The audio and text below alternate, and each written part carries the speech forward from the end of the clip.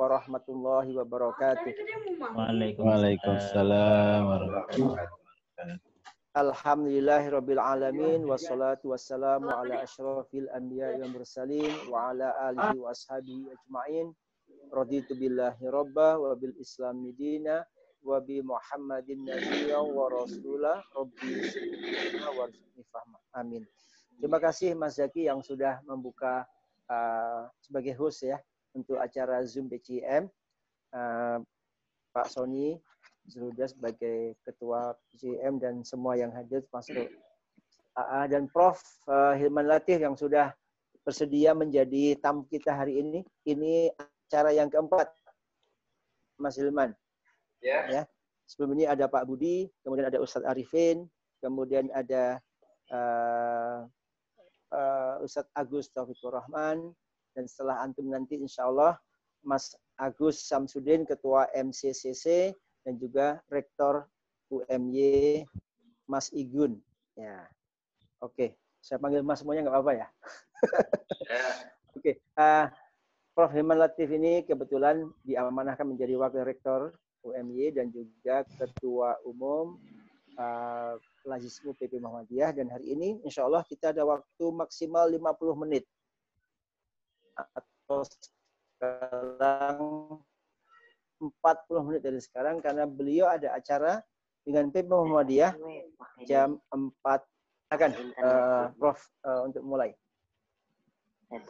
Biar enggak. Tidak ada sambutan. Silakan Prof. Dari Ketua PCM. Langsung aja Kang. Tadi sambutannya diwakili oleh Ustadz Zulfan, sebagai Ketua MDMC Malaysia. Oke. Baik, Ustadz Zulfan, Bapak Ibu sekalian, para jamaah PCM yang saya hormati. Assalamualaikum warahmatullahi wabarakatuh. Waalaikumsalam warahmatullahi wabarakatuh. Alhamdulillahirabbil alamin. Alhamdulillahilladzi khalaqas samawati wal ard wa ja'ala adh-dhulumati wan nur tsumma alladziina kafaru bi rabbihim ya'dilun. Asyhadu an la ilaha illallah wa asyhadu anna Muhammadan 'abduhu wa rasuluh, amma ba'd. Para bapak jamaah dari PCIM, warga simpatisan Muhammadiyah, kaum muslimin yang ada di Malaysia, asal Indonesia, dan juga teman-teman alumni dari Malaysia yang ikut hadir dalam diskusi pada kesempatan sore kali ini. Syukur alhamdulillah kita panjatkan bahwa kita masih diberi keleluasan oleh Allah SWT untuk bisa berkumpul, bisa bersilaturahim, bisa berdiskusi, dan memeriahkan Ramadan sebelum berbuka ini dengan acara-acara yang bermakna. Saya ucapkan terima kasih kepada Kang Zulfan ya, yang sudah mengundang saya di acara ini. Saya ketemu beliau tahun 97 ya. Waktu itu ya saya masih remaja lah. Saya kira saya ke Malaysia 97, Mas Zulfan itu guide kami kalau tidak salah atau salah satu wakil orang Indonesia yang ditemui oleh rombongan kami dari Kemenag waktu itu, Senat Mahasiswa Indonesia Senat Mahasiswa IAIN se-Indonesia. Iya. Saya masih ingat ya Mas ya. Dengan Ketua Senat IAIN Jakartanya Profesor Muhammad Ali yang sekarang ngajar di Amerika. Iya. Iya. Mas Ali ya. Ya. Pada kesempatan ini topik yang diberikan itu adalah peran Lazismu di dalam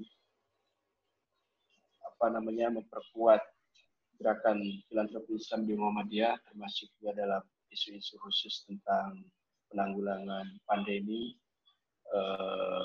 atau dalam situasi krisis seperti ini. Kalau tidak salah itu. Ya. Betul ya, Pak Zulfan ya? Betul. Ya. Saya kira ini sangat timely ya, sangat relevan buat kita semua. Sebagai lembaga amil zakat, kita berada dalam situasi yang memang tidak mudah, Ibu dan Bapak sekalian. Tidak mudah karena memang situasinya sedang sangat sulit. Kita tahu bahwa dampak sosial ekonomi dari COVID-19 itu di Asia Tenggara, di dunia, dan termasuk di Asia Tenggara, dan lebih khusus lagi Indonesia itu tidak mudah untuk dihadapi. Ada banyak faktor, saya kira Indonesia adalah negara dengan jumlah masyarakat atau warganya terbanyak, saya kira di Asia Tenggara. Di Asia tentu kita masih jauh dengan Cina ya, dengan India, dengan yang lain-lain. Tapi kita punya warga yang banyak dan secara demografi kita juga sangat luas ya. Lautan kita archipelago Indonesia sangat nusantara, banyak pulau, negeri kepulauan, penduduknya banyak, negerinya kepulauan. Anda bisa bayangkan bagaimana mengatasi, manage masyarakat dengan karakter yang berbeda-beda. Saya kira kita memang satu nama Indonesia, tapi masing-masing suku bangsa itu punya karakter yang mungkin agak lain satu sama lainnya, ya, agak berbeda. Ini juga menjadi tantangan buat kita. Oleh karena itu, saya kira perlu upaya yang lebih besar dari berbagai elemen masyarakat, termasuk salah satunya adalah dari lembaga filantropis. Syukur alhamdulillah, Lajismo saat ini masih menjadi bagian dari pergerakan Persyarikatan Muhammadiyah yang terus secara konsisten untuk dapat berkontribusi kepada masyarakat. Nah, tetapi tentu saja sebagai sebuah entitas Lajismo masih belum begitu lama ya. Sebagai sebuah entitas kita lembaga amil zakat hampir sama dengan yang lain. Muncul lembaga amil zakat Muhammadiyah dengan PZU, Persatuan Islam, dengan Lajismo, kemudian beberapa lembaga yang lain. Kita ini relatif baru. Katakanlah kita berdiri tahun 2002. Itu pun sebagai respon terhadap undang-undang tahun 199. Yang dulu yang pertama. Ya. Tahun 99 keluar undang-undang yang mewajibkan legalisasi dari lembaga amil zakat, termasuk Lajismo baru di situ. Tapi itu bukan berarti bahwa tradisi tawon menolong, tradisi berzakat itu hal yang baru bagi Muhammadiyah atau kaum muslim di Indonesia. Saya kira tidak. Kita sudah lama mempraktekkan itu. Yang baru adalah tradisi birokrasinya, tradisi penguatan akuntabilitas.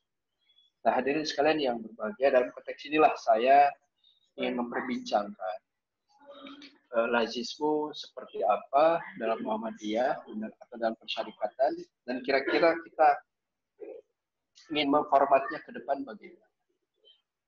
Hadirin sekalian, para jamaah yang berbahagia, mungkin agak berbeda ya antara lembaga amil yang berbasis ormas Islam seperti Muhammadiyah, Persis, dan Nahdlatul Ulama atau Aisyah dengan lembaga amil yang basisnya sebuah foundation saja, sebagai sebuah yayasan saja. Nah, kenapa berbeda? Bisa berbeda ditinjau dari segi karakter masanya, ditinjau dari segi karakter organisasinya. Gitu ya. Biasanya ormas itu punya karakter yang agak independen, agak otonom gitu ya. Sementara yang lain itu sifatnya lebih corporate, seperti perusahaan. Anda mau mendirikan Lajismo di Malaysia, ya karena memang di Malaysia ada orang dan mau, ya kita fasilitasi gitu kan. Di Sumatera ada yang mau, kita fasilitasi, kita dorong, kita fasilitasi. Tetapi pada saat yang sama otoritas untuk menentukan SDM-nya itu tidak ada sama sekali. Dari pusat itu tidak punya otoritas untuk saya ingin si A jadi direkturnya di sana, saya ingin si B.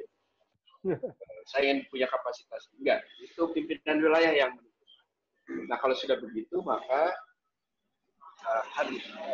ada tantangan tersendiri adalah bagaimana juga lembaga AMIR ini bisa terintegrasi. Setidaknya secara visi. Nah, hadirin sekalian yang berbahagia, dalam konteks inilah kita perlu dalam entitas Muhammadiyah untuk mencermati lagi visi misi lazismu. Kalau dalam Muhammadiyah, posisi kita ini apa? Dalam persyarikatan posisi lazismu itu adalah lembaga. Ya, meskipun agak dulu waktu pendiriannya itu ada agak berbeda. Pendirian lazismu pada masa Pak Din Samsudin itu agak lain. Lembaga. Nah, tetapi belum ada kaidah baru selain lembaga yang sama dan lembaga yang lainnya. Kita itu sama kedudukannya dengan LPB. Kita itu sama kedudukannya dengan LDK atau majelis yang lain. Nah, kalau sama berarti fungsinya adalah kita ini menjadi unsur pembantu pimpinan yang tugasnya adalah menerjemahkan hasil-hasil keputusan muktamar secara lebih operasional. Jadi tugas kita adalah di situ. Nah, lazismu tentu saja fungsinya yang utama adalah menghimpun, mengelola dana dan mendistribusikan dana zakat infak sedekah kepada masyarakat.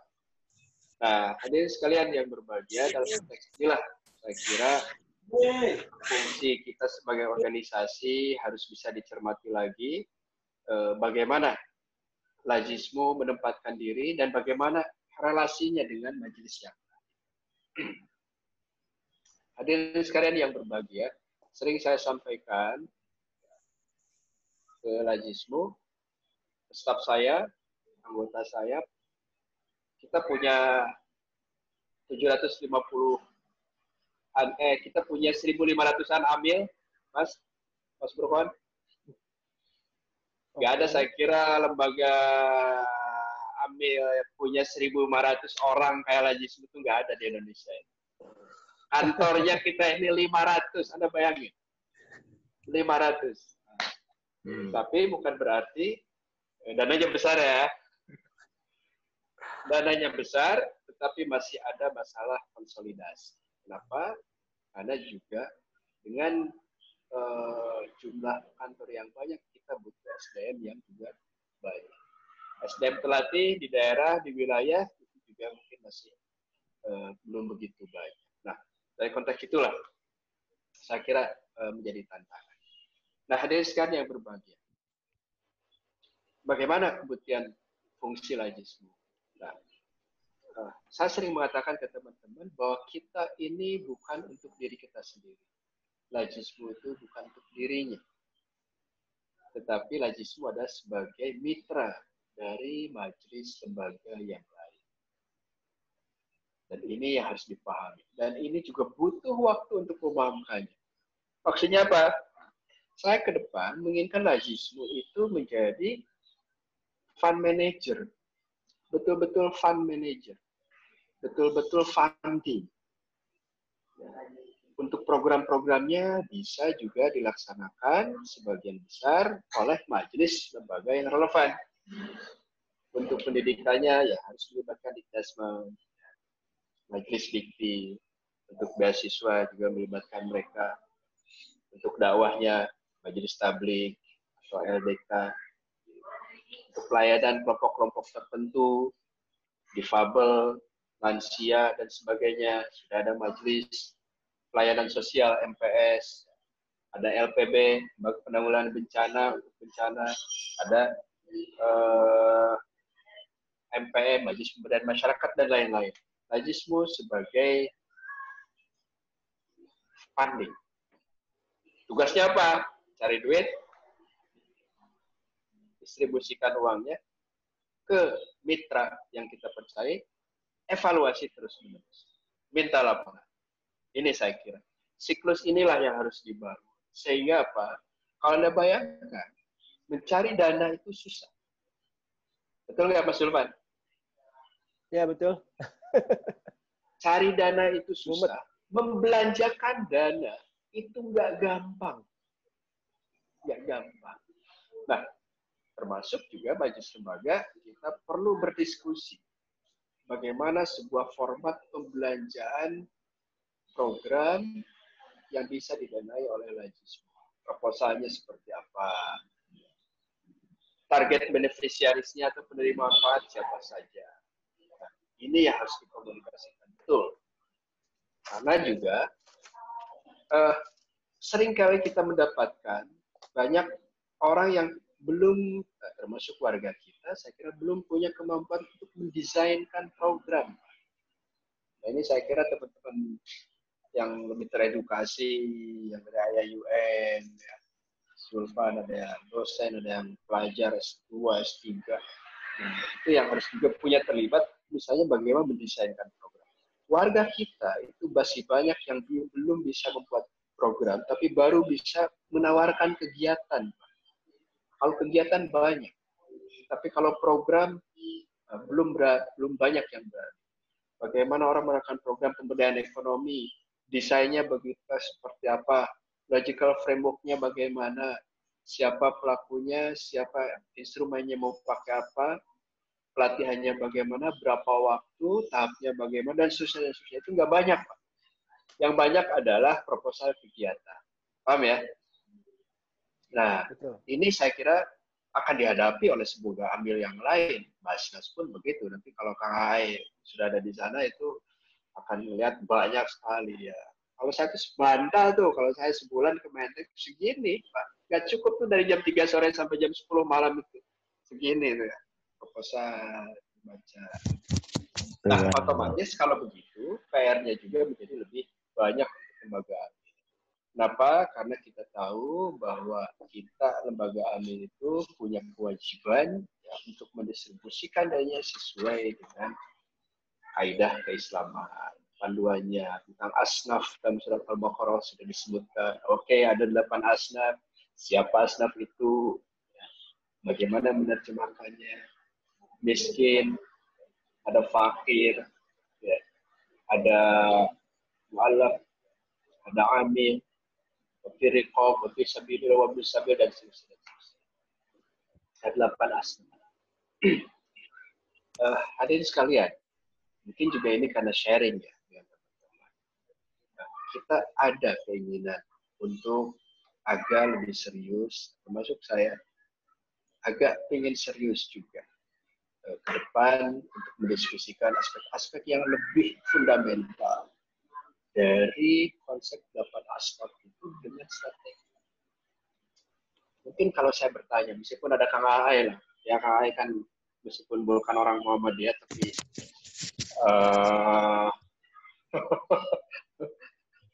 ada coraknya. Keluarga. Keluarga lah. Keluarga Kang Aai. Gitu ya, bahkan lebih keras lagi sebetulnya. Betul. Misalnya begini Kang Sony, Kang Zulfan, Kang Aai, dan teman-teman sekalian. Kita mau berbicara tentang pengentasan kemiskinan.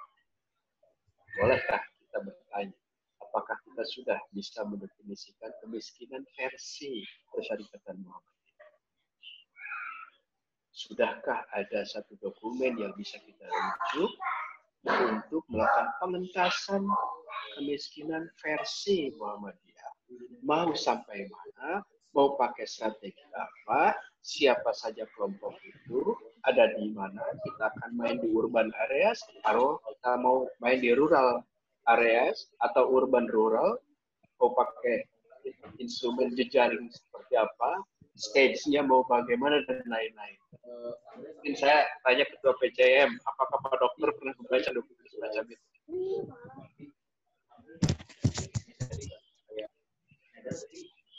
Ya, banyak juga itu teori-teorinya yang berkembang. Maksudnya versi Muhammadiyah. Nah, kalau versi Muhammadiyah belum pasti saya juga. Nah, oke. Saya sendiri belum, Pak Dokter. Jadi saya sendiri belum. Nah, memang kita nggak punya, Pak. Ya. Kalau kita belum punya, grand design untuk poverty reduction, poverty alleviation, itu ya bagaimana lembaga di bawah bisa bergerak secara sistematis untuk menuju ke arah sana. Oleh karena itu, kalaupun ada semangat kita, ya alhamdulillah. Masih serabutan lah kita ini, tapi niatnya sudah lumayan. Dengan pengetahuan masing-masing, dengan pengalaman masing-masing aktivisnya dan lain-lain, masih oke. Tapi ke depan, mau nggak mau, sebagai lembaga amil yang ada dalam tubuh persyarikatan yang akan bersinergi dengan seluruh lembaga dan majelisnya, mau tidak mau dokumen penting tentang strategi dan grand design pengentasan kemiskinan versi persyarikatan Muhammadiyah harus kita susun, Pak, dengan workshop yang agak serius. Dan mudah-mudahan muktamar besok bisa muncul, sehingga nanti tahun 2021 sampai 2025 sampai 2030 indikator yang kita kejar tuh agak jelas. Paham ya? Indikator yang kita kejar agak jelas. Kalau kita itu semangatnya alhamdulillah, Pak. Jangan Anda ragukan warga persyarikatan dan simpatisannya. Di Lajis, lihat teman-teman semangatnya luar biasa. Tenaganya nggak habis-habis. Ke Jawa Tengah, ke Jawa Timur, ke Jawa Barat, ke NTB, sekarang mulai bangkit, Papua, Sulawesi, Kalimantan, di Malaysia pun vibrant, sangat bergetar gitu ya aktivisme.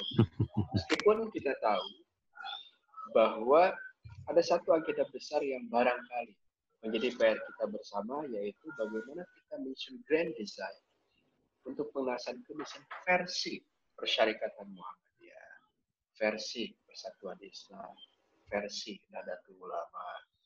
Apa sih targetnya? Minimal, Pak. Minimal kita punya indikator. Indikatornya apa? Dan orang Islam adalah orang-orang yang jarang bermain dengan indikator. Aktivis Muslim itu agak abai dengan indikator-indikator. Nah, karena itu ketika saya coba ini 2 minggu sebelum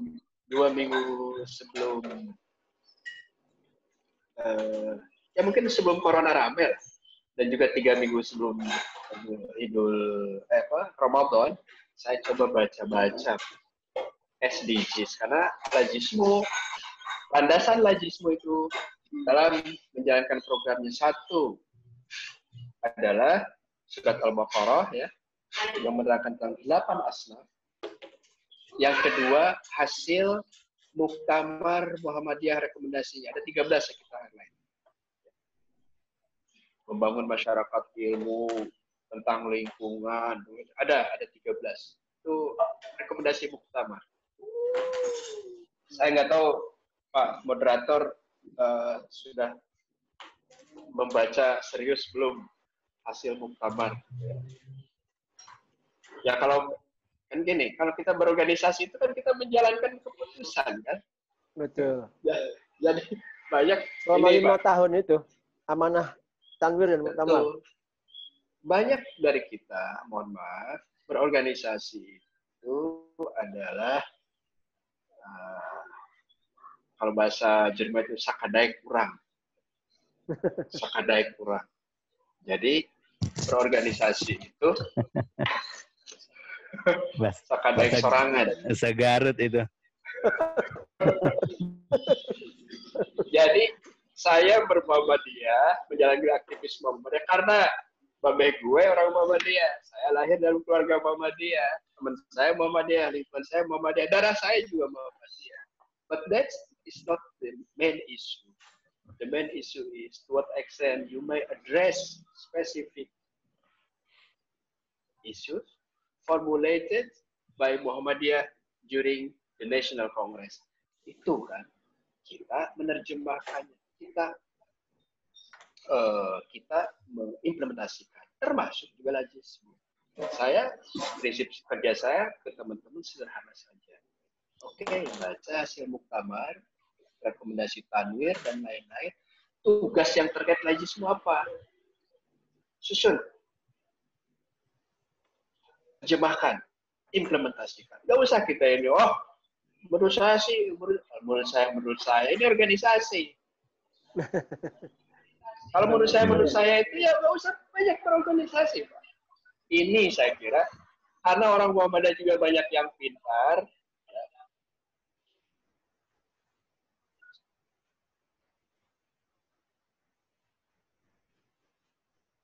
Sebagaimana Aziz, kalau debat kami terus, Pak.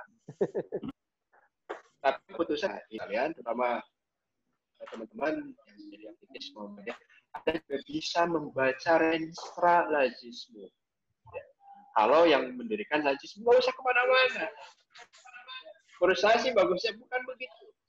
Ini sudah ada dokumennya, rencana strategis lajismu, program jangka sampai 2030 Anda mau ngapain ada. 2030 capaian SDGs-nya apa? Kemiskinannya apa? Kalau kita terjemahkan misalnya pemberdayaan ekonomi, UMKM harus berapa? Ternak harus berapa? Kelompok dan lain-lain dan lain-lain. Jadi ada indikator. Nah, ini saya kira penting. Kalau sudah ada indikator, maka insya Allah akuntabilitas kita juga bisa terjaga. Kalau tanpa indikator, kita tidak punya akuntabilitas. Yang ada adalah semangat aja. Dan semangat itu tidak buruk, tetapi tak berdampak. Bahkan Muhammadiyah juga, karena akuntabilitas itu kuat, mungkin ke depan konsep keikhlasan itu harus redefinisi.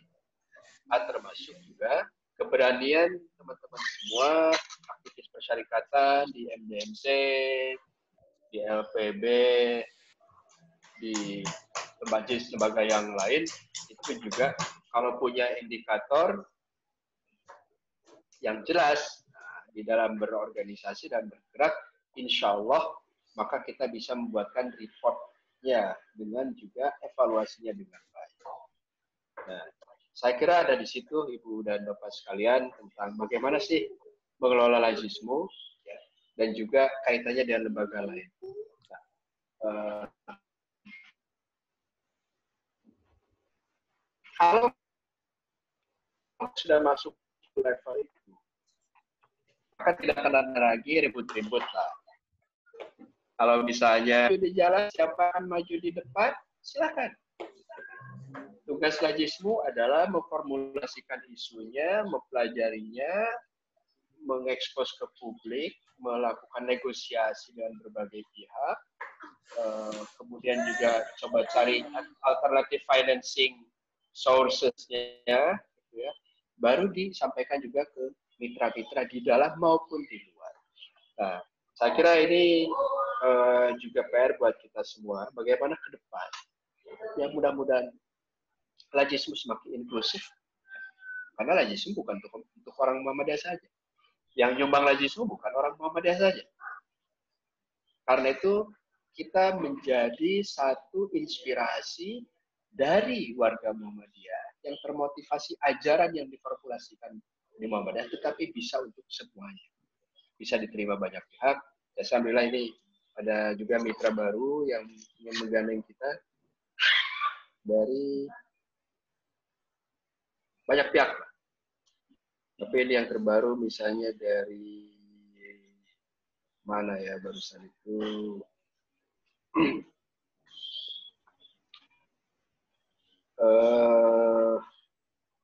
sebentar, apa namanya lembaga bantuan hukum tuh? YLBHI. Ya, tapi ini kontras. Oh iya, kontras. Dulu almarhum Kontras Munir kerjasama dengan kita. Ya, kemudian sebelumnya kita juga dengan perlindungan saksi Bang Manajer Nasution itu lembaga perlindungan saksi LPSK. LPSK. Kemudian juga kontrak, Pak. Oke, saya bilang kita ketemu. Jadi kita akan ketemu dengan berbagai kelompok yang mungkin agak banyak irisannya. Isu kemiskinan, isu pemberdayaan, dan sebagainya.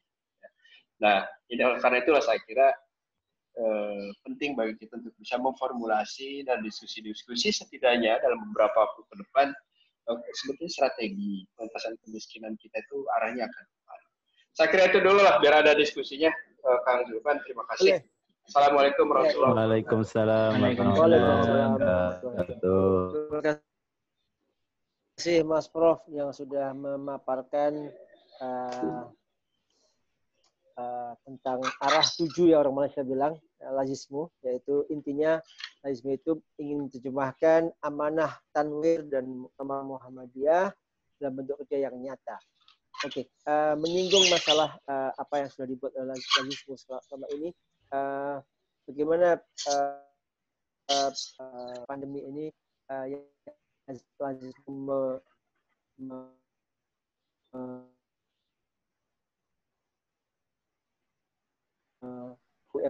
Mas. Jadi gini, terima kasih. Saya kira ini penting untuk saya sampaikan. Jadi begitu krisis ini menyeruak, ada tim ad hoc ya, task force namanya MCCC. Saya 3 kali. Kalau kedengarannya seperti MDMC. Seperti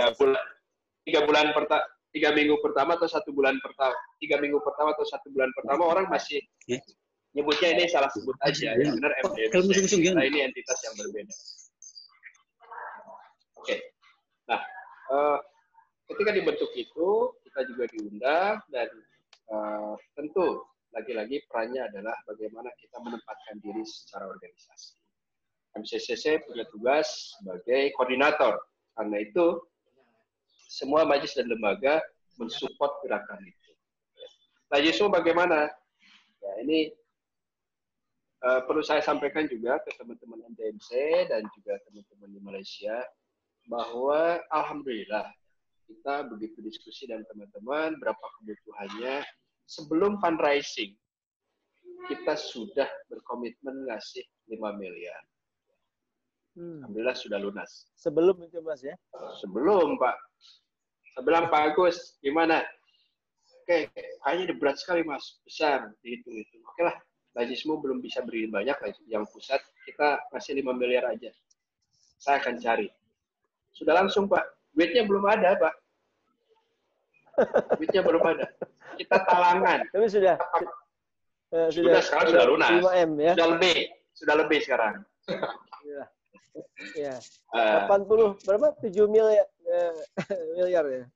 Ya, jadi ya alhamdulillah kita sudah sebelum fundraising sudah komitmen ke teman-teman kita pakai dana yang ada dulu, talangan kita bantu karena ini emergency. Alhamdulillah ya, masyarakat juga buat kepada kita ya. Nah, kemudian juga kita saat ini bersinergi dengan yang lain, dengan Aisyah, dengan MDMC, dengan MPM, dengan yang sebagainya itu untuk program-program kita. Memang secara praktis ya MCCC itu lebih fokus ke kesehatannya ya. Bagaimana memanage isu kesehatan korban rumah sakit, pasien yankesnya dan sebagainya. Sementara ada beberapa isu yang lain juga kayak pembagian sembako, kemudian juga pembagian isu pangan. Itu isu pangan juga secara bagian besar isu MCCC. Maksud saya practically itu berbagai elemen yang terlibat langsung. Ada MPM di situ, ada Aisyah di situ, ada lazismu di situ. Kita kerjasama.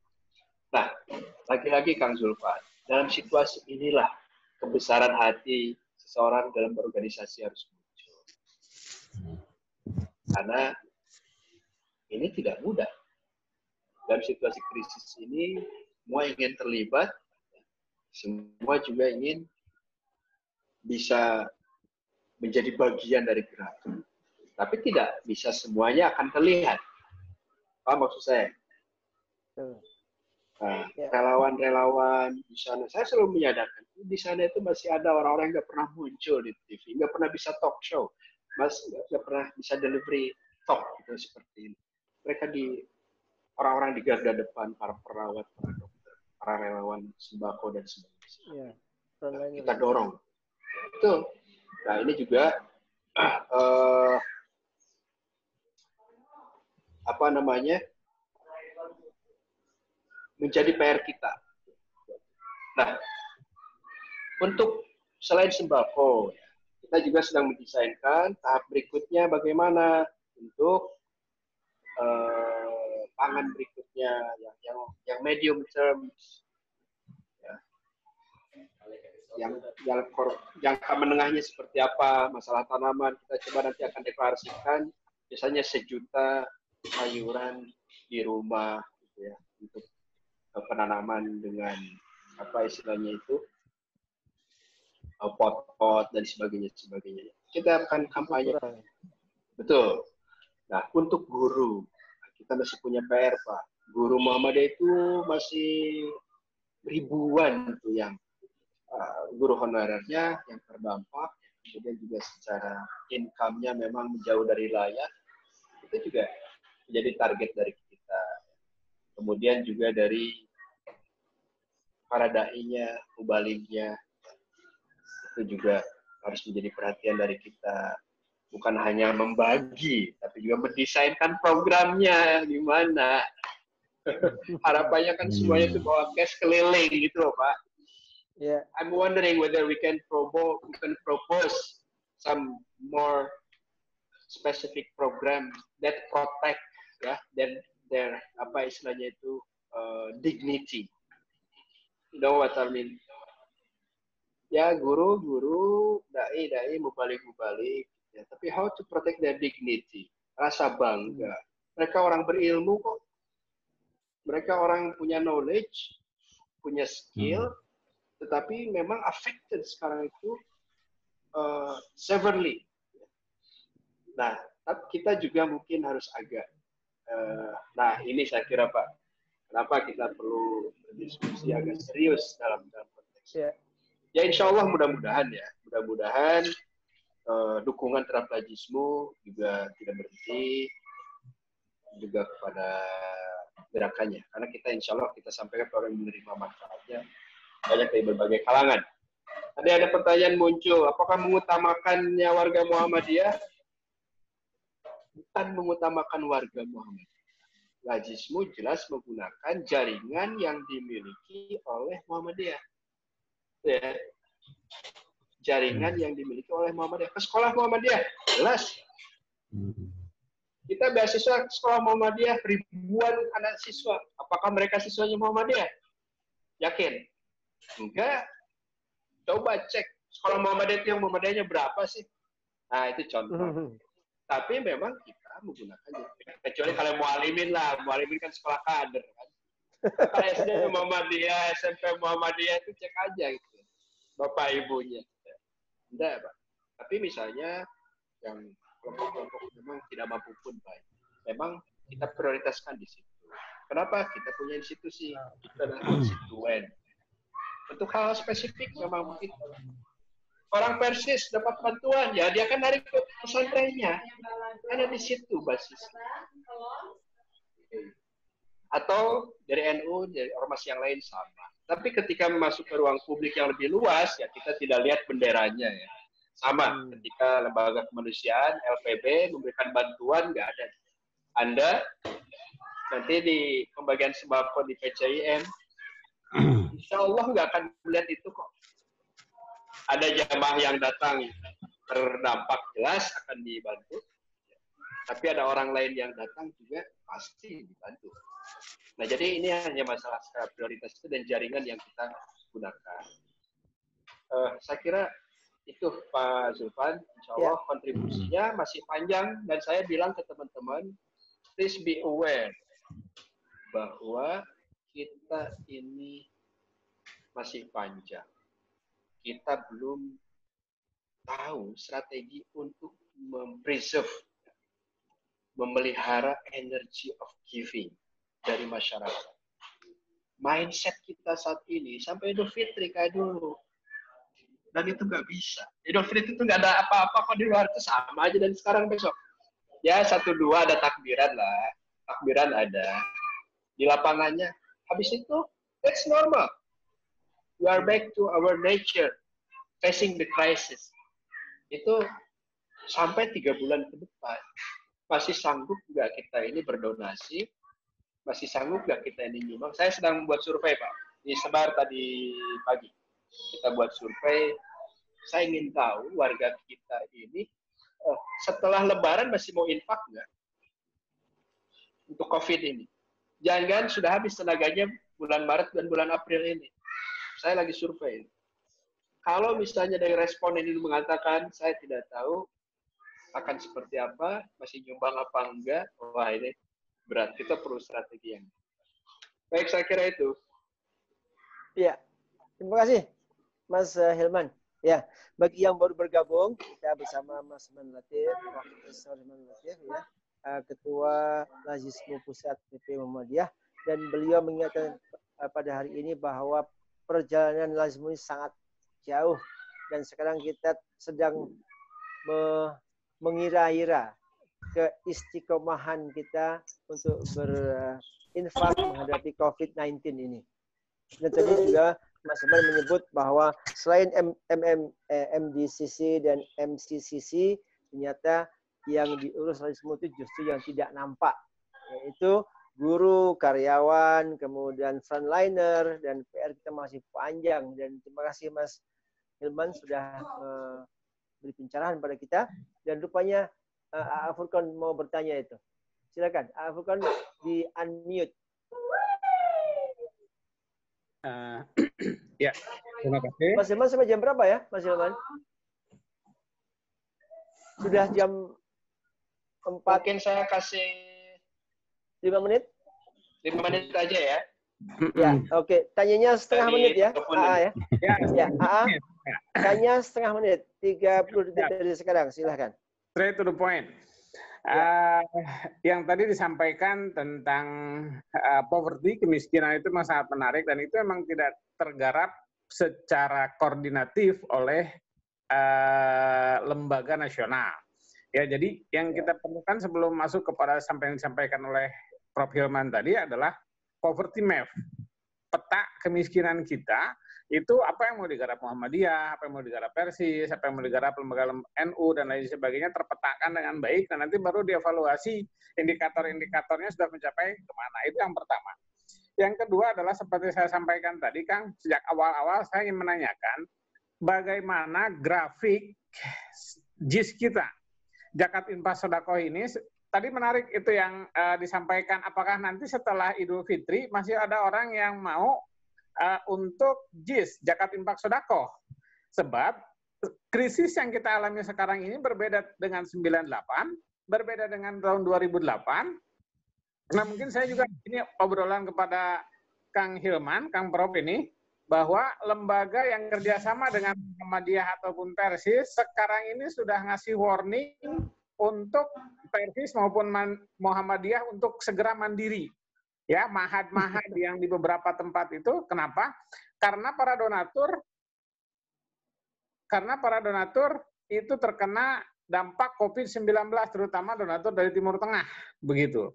Nah, menurut saya, kelas Timur Tengah saja kena dampak, apalagi kelas, mohon maaf, Indonesia, begitu. Nah, jadi Nusantara ya. Jadi pertanyaan saya yang pertama adalah tentang siklus grafiknya. Saya tidak tahu di Lazismu, saya kira ada, makanya saya bertanya dari sejak awal.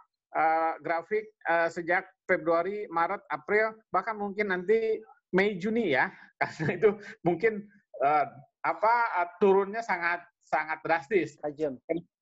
Ya. Itu Mas Zulfan, terima kasih. Ya, oke. Terima kasih. Tanya grafis JIS. Saya jawab singkat ya. Ini yang sedang kita coba eksplorasi, Pak. Kalau misalnya saat ini Mbak Zakat melihat bahwa ada signifikansi, ada kontribusi yang signifikan dari warga dalam bulan Maret, April. Bulan April itu untuk terhadap penghimpunan mereka. Nah, saya menduga ketika ada panic buying, itu juga ada panic giving. mobilisasi untuk merespons bencana, panic giving. Oh, aduh, udah nyumbang loh, ayo kasihan. Dan yang begitu tidak konstan. Kayak grafiknya naik, tapi saya tidak tahu apakah itu juga akan bertahan seberapa lama sampai besok Ramadan, Idul Fitri, mungkin masih semangat. Nah, yang perlu kita eksplorasi sampai Mei, Juni, Juli, ya. Karena itu situasi yang betul-betul mungkin kita mengalami slowing down, ya.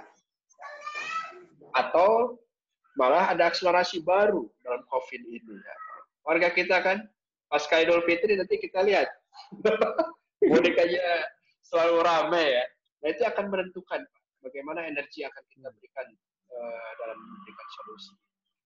Saya belum, studinya ini belum muncul. Mungkin dalam minggu depan kita akan lihat ya hasil survei kita. Setidaknya survei kecil ini, setidaknya di kalangan warga yang terjangkau dengan survei ini, kita akan lihat apakah juga sumbangan tahun ini, zakat Anda, infak Anda tahun ini lebih sedikit atau lebih banyak.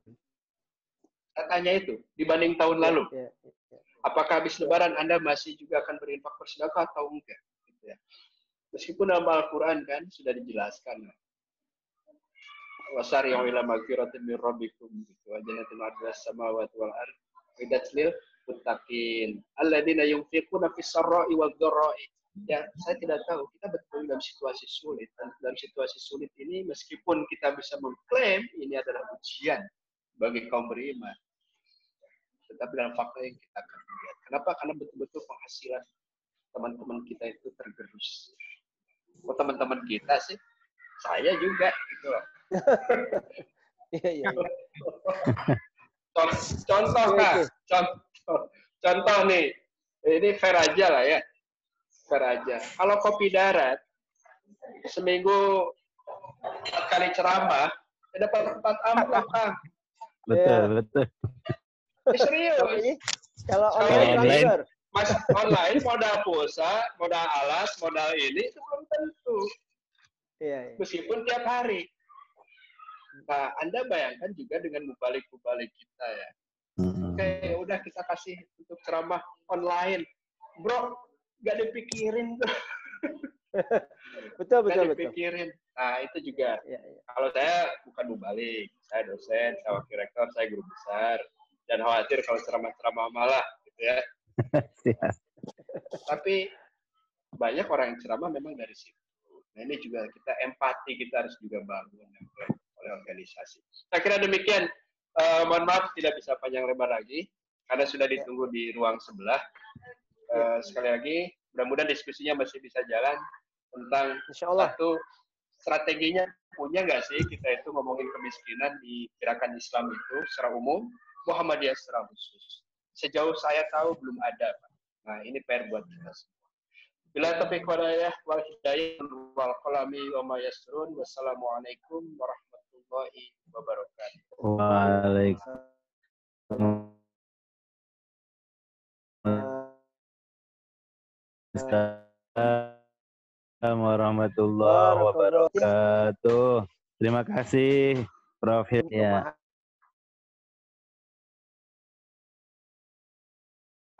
Para donatur untuk tetap memberikan pada COVID nanti punya PR besar, yaitu membuat peta kemiskinan Indonesia sehingga kita bisa mengantisipasi dengan baik, termasuk mencari tahu indikatornya apa saja. Dan kita tahu bahwa kemiskinan Indonesia itu masih sangat banyak